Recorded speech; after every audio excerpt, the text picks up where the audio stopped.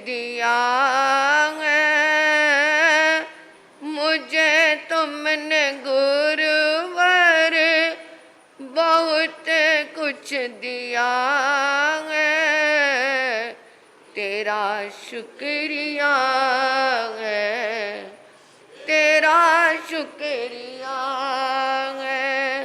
लिया कुछ नहीं बस दिया ही दिया है, लिया कुछ नहीं बस दिया ही दिया है, तेरा शुक्रिया है, तेरा शुक्रिया है।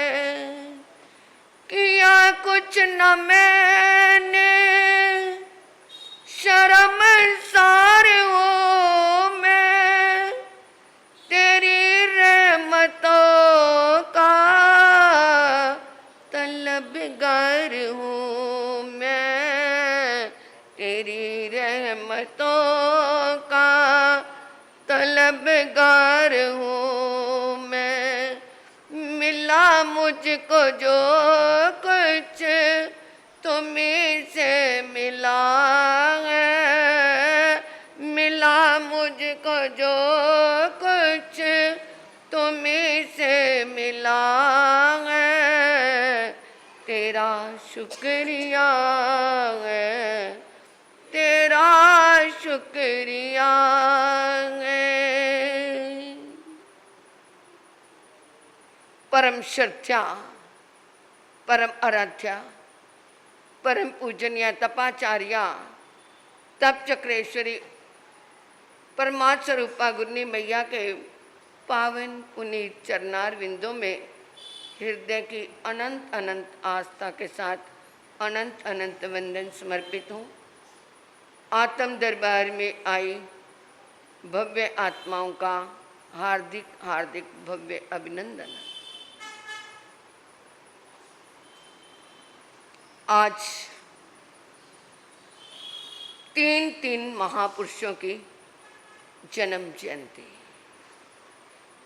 ये क्यों मनाते हैं जन्म जयंतियाँ? क्या लाभ है हमें इनका? क्या लाभ है, कभी सोचा है?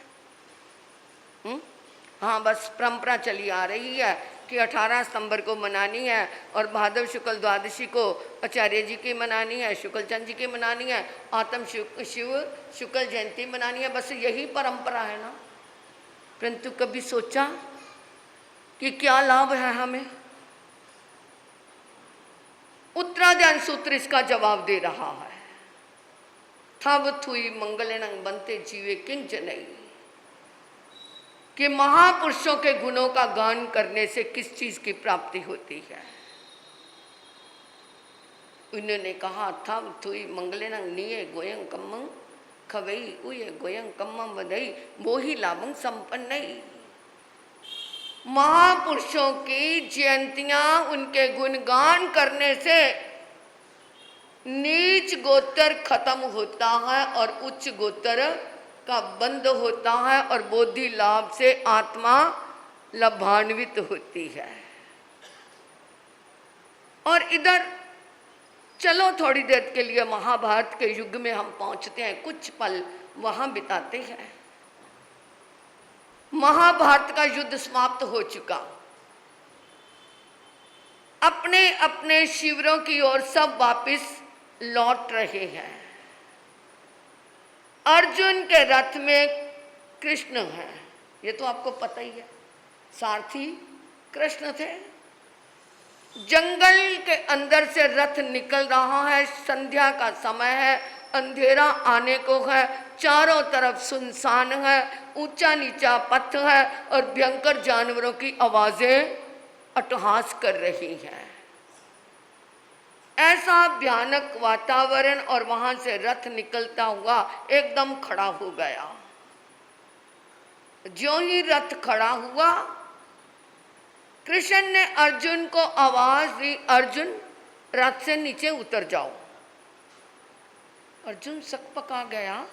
ऐसा भयंकर वातावरण, जंगल का मौका, जंगली जानवरों की आवाजें ऊबड़ खाबड़ रास्ता, अंधेरा ऊपर से आ रहा है, मैं पैदल भी चल करके रास्ता पार करना चाहूँ तो ये रास्ता मुझे दिखेगा नहीं, क्या पैरों में कांटे चुभेंगे या ऊंचे नीचे पथ में मैं गिरता जाऊंगा। अभी वो सोच ही रहे थे कि दूसरी आवाज कृष्ण ने दी, अर्जुन रथ से नीचे उतरो। अब उसका सोचना और भी क्या हो गया, अब क्या करूं, ये तो नटखट है, ये कन्हैया तो क्या है मुझे छोड़ के भाग जाएगा। अभी सोचने का पूरा मौका ही नहीं दिया, एकदम कृष्ण ने कहा, अर्जुन मैं कहता हूं रथ से नीचे उतर जाओ। अब तीसरी आवाज में जो दम था उसका वो सामना नहीं कर पाया और एकदम रथ से अर्जुन नीचे उतर गया। अर्जुन उतरा तो साथ में कृष्ण भी रथ से नीचे उतर गए।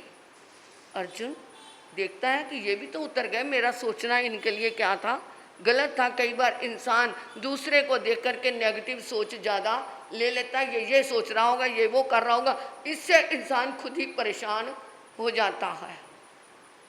जब वो कृष्ण भी नीचे उतरे, इतने में क्या देखा कि वो जो रथ है उसके अंदर से आग निकली और वो रथ क्या हो गया, धू धू धू धू करके जल के खत्म हो गया।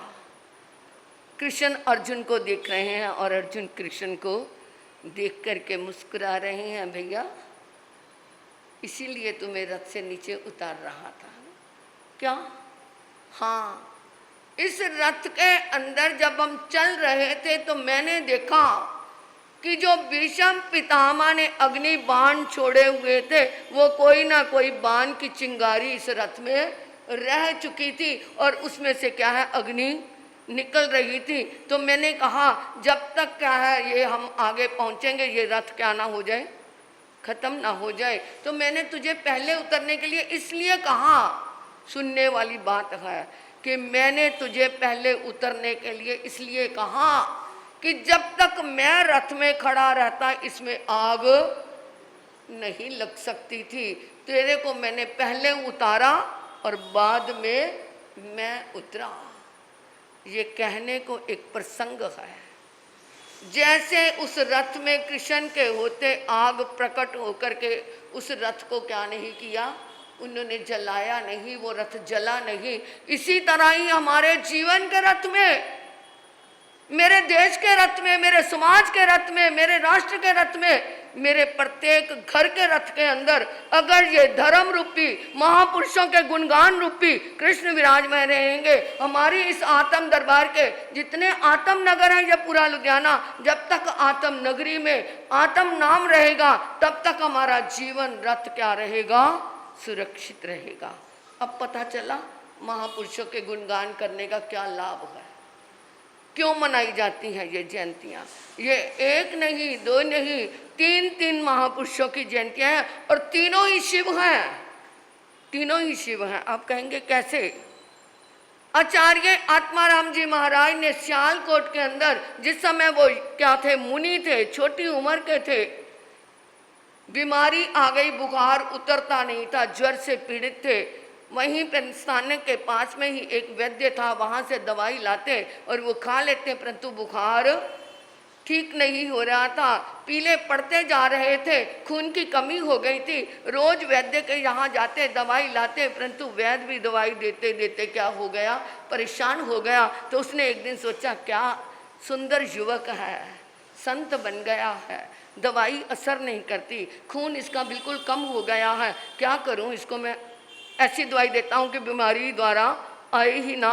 उसने क्या दे दिया, संख्या दे दिया, संख्या की पुड़ियाँ बना करके, संख्या समझते हो ना, एक किस्म की जहर होती है संख्या, वो जहर की पुड़ियाँ बना करके दी। कहते लो मुनि जी ये दवाई ले लो, अब तुम्हारे को क्या है, बुखार ही नहीं होगा।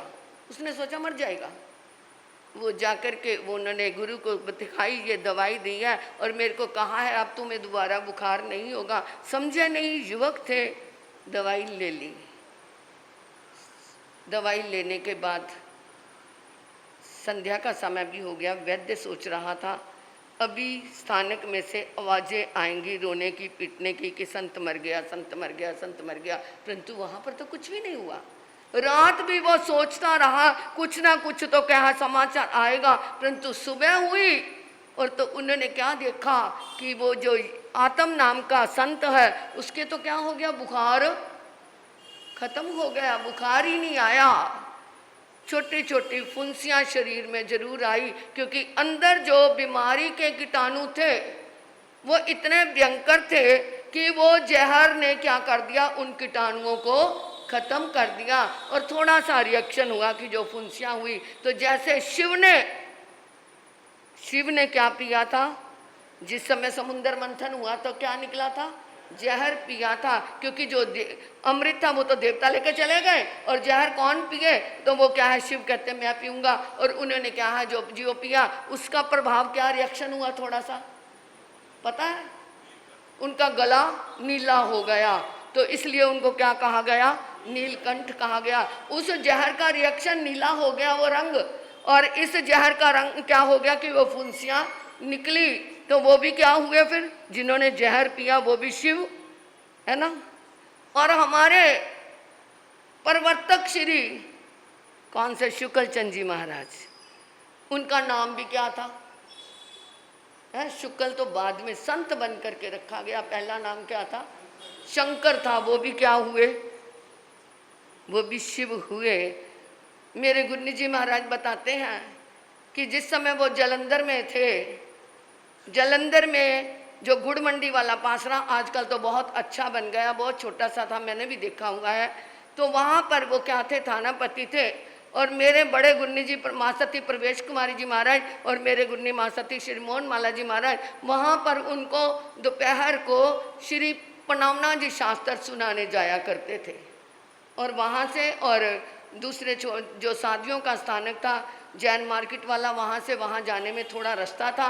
तो क्या है, सड़कें भी क्या होती हैं, तुम्हें पता ही है कैसी होती हैं, जैसे अपनी यहाँ पे बरसात हो जाए तो कीचड़ कीचड़ सा हो जाता, ऐसे ही था। परंतु शुक्ल चंद जी महाराज कितने उदार थे, कितने उनके अंदर सरहद्यता थी कि वो अपने छोटे संत अमरेंद्र को कहा करते थे, देख पानी रखना, साध्वी जी आएंगे, पैर धोएंगे, फिर मेरे को शास्त्र सुनाएंगे। आज के संत ऐसा करते हैं? वो भी क्या थे, दुनिया की बाहर की क्या है बातों को ना देख करके अंदर से वो क्या थे, सच्चे में शंकर थे, जिन्होंने क्या है हमारे क्या है माँ सती श्री रानी जी महाराज को लास्ट दीक्षा पाठ उन्हीं को ही उन्होंने दिया।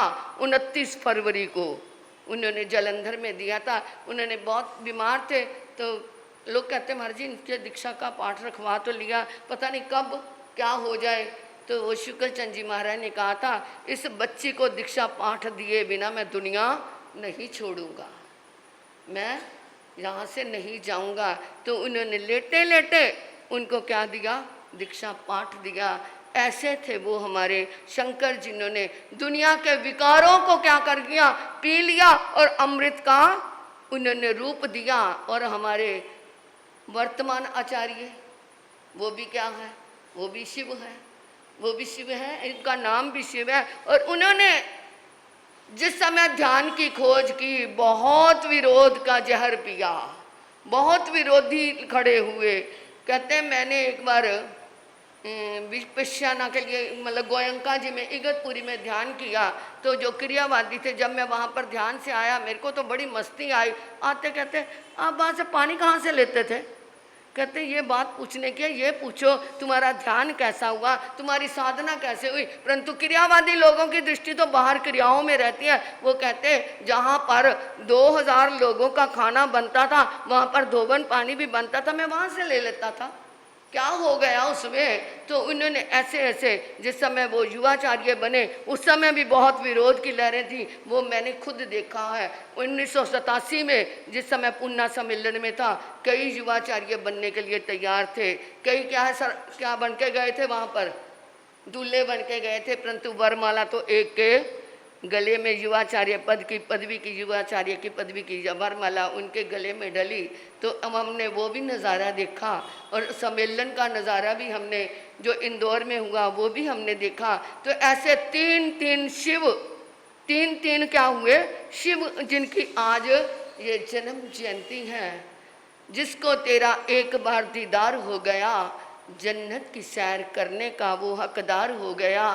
तेरी नजर के सामने उठी ना वो नजर जिसको तेरी नजर का एक बार हो गया, लिया जिसने तेरा नाम, जिसने लिया तेरा नाम, बेड़ा पार हो गया, उसका बेड़ा पार हो गया।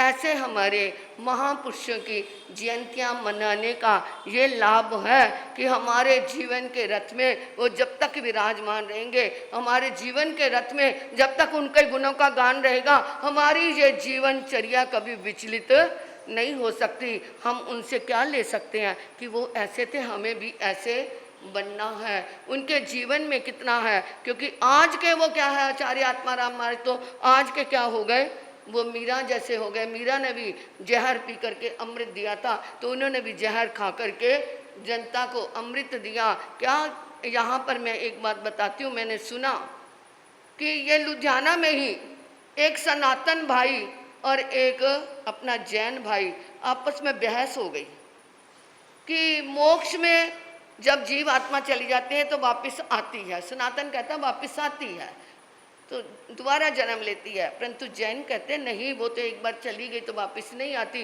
कुछ लोग उनकी तरफ हो गए, कुछ लोग उनकी तरफ हो गए, इकट्ठे होकर कहते चलो चलो आचार्य जी से इसका समाधान मांगते हैं।